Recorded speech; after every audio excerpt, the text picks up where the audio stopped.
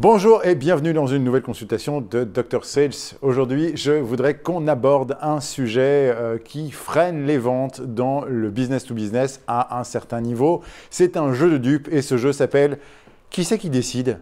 Vous savez très bien comment ça se passe à partir d'un certain niveau de vente professionnelle aux entreprises. Évidemment, les décisions sont toujours délicates et difficiles à prendre. Et évidemment, plus votre produit ou votre service va représenter un coût, un investissement, un risque pour l'entreprise qui l'achète, plus il y aura un nombre assez important de décisionnaires ou d'acteurs sur le trajet de la décision. Et en général, vous n'êtes confronté a priori qu'avec l'une ou l'autre de ces personnes et absolument pas la totalité du système.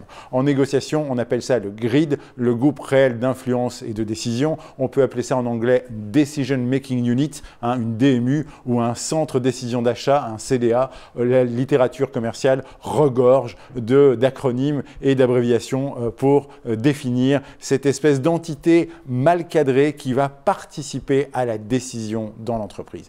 Dedans, il y a quoi? Il va y avoir un décisionnaire final qui va engager l'entreprise.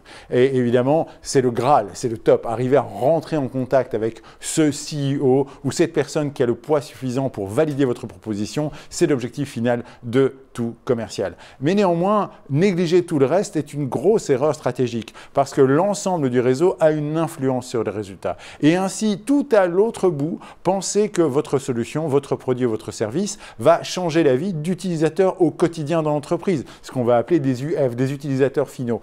Connaître leur avis, se rapprocher d'eux, avoir eu l'occasion de leur parler, d'effectuer des tests avec eux, de connaître leurs sentiments par rapport à leur travail quotidien est un élément clé d'un très bon commercial qui arrive à faire une immersion dans l'entreprise cliente et récupérer énormément d'avis.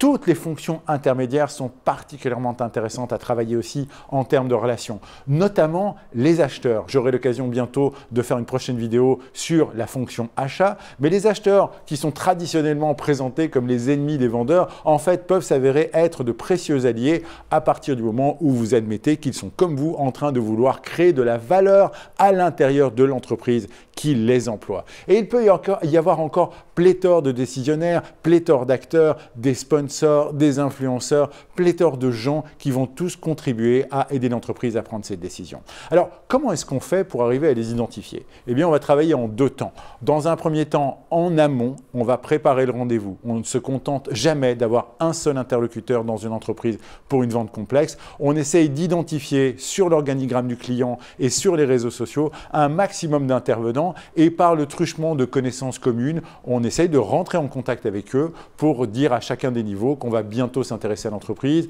que des informations sont précieuses. On s'intéresse aussi à la presse, aux médias. Cultivez-vous et essayez d'endosser la culture de votre entreprise et de connaître un maximum de monde à l'intérieur avant même de faire la moindre proposition. Mais de l'extérieur, vous aurez souvent accès à l'organigramme théorique.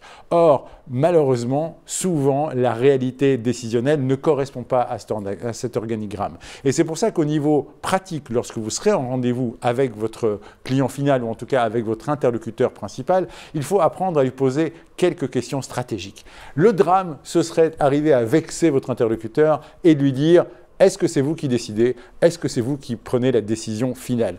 Car personne n'a envie de donner une mauvaise image de soi et personne n'a envie de vous dire « Eh bien non, pas du tout, moi je suis un sombre gratte-papier dans un bureau, je n'ai aucun pouvoir et je n'ai aucune influence sur cette décision. » Évidemment, on va tous essayer de se présenter sur notre meilleur jour et donc la plupart du temps, vous allez avoir des gens qui vont dire « Bien sûr, c'est moi qui décide » ou « Bien sûr, j'ai une grosse influence sur la décision » alors que ce n'est pas tout à fait vrai.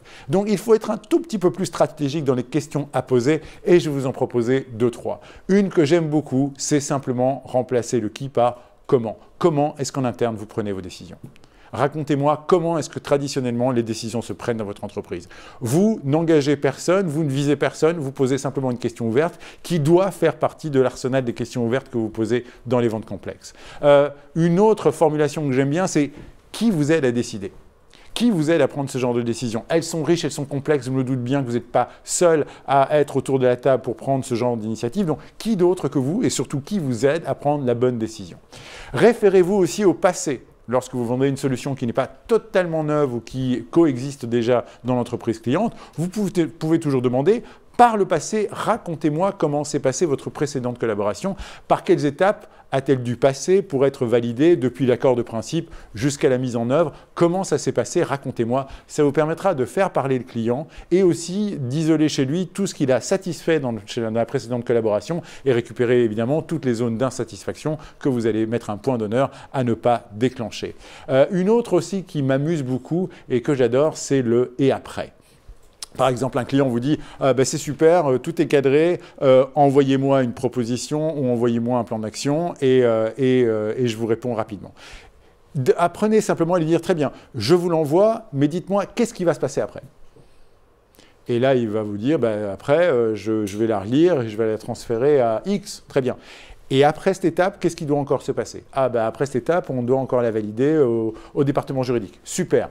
Et après, il se passera quoi? Et donc, avec ce « et après » qui a l'air tout bête, vous arrivez à découvrir petit à petit le processus du client. Et parfois, lui-même n'a pas conscience de toutes les étapes qu'il s'enquille. Et donc, une fois que vous avez réussi à isoler tout ce processus, vous pouvez mettre un plan d'action en place, même avec votre client, en disant « Vous avez vu, on va quand même passer par un certain nombre d'étapes. Qu'est-ce que je peux faire pour améliorer le passage de ce dossier dans plusieurs départements? Comment est-ce que je peux aider votre décision à aboutir ?»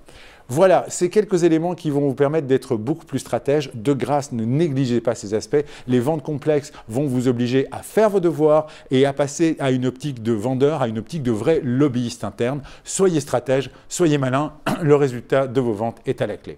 On se retrouve bientôt pour une prochaine consultation de Dr Sales. N'oubliez pas que la santé de votre entreprise dépend avant tout de la santé de vos ventes.